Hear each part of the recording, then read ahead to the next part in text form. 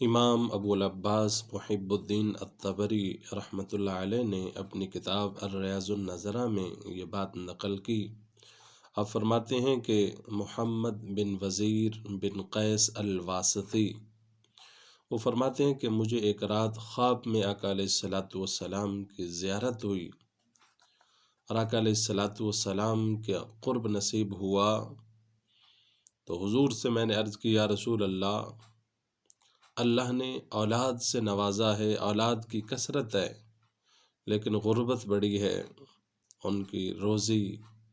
ان کا رزق اور ان کے اخراجات مجھ سے پورے نہیں ہوتے، یا رسول اللہ اس کے بارے میں کچھ شفقت فرمائیں، نظر رحمت فرمائیں۔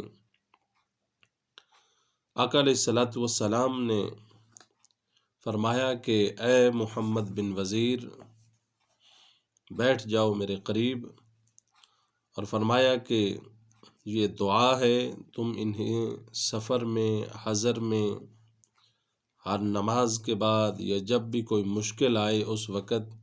اس دعا کو پڑھتے رہا کرو، اللہ تمہاری غربت کو ختم کر دے گا اور ہر قسم کی آسانیاں تمہارے لیے پیدا کر دے گا۔ اور وہ حضور نے دعا ارشاد فرمایا کہ یا قدیم الاحسانی ویا من احسانہ فوق کل احسان ویا مالک الدنیا والآخرہ۔ فرمائے یہ دعا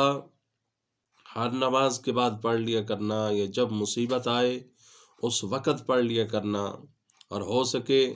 تو فرمایا کہ یہ دعائیں ہر وقت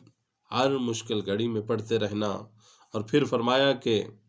اے محمد بن وزیر تم اسلام اور میری سنت پہ مرنے کی کوشش کرنا۔ اور پھر اس کے بعد فرمایا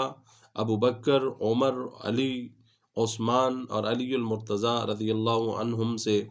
فرمایا کہ ان سے محبت کرنا اور ان کی محبت پر ہی مرنے کی کوشش کرنا۔ فرمایا جو ان کی محبت پہ مرے گا، فرمایا کہ جہنم اس کے نزدیک نہیں آ سکتی، اللہ ایسے شخص کو جنت عطا فرمائے گا۔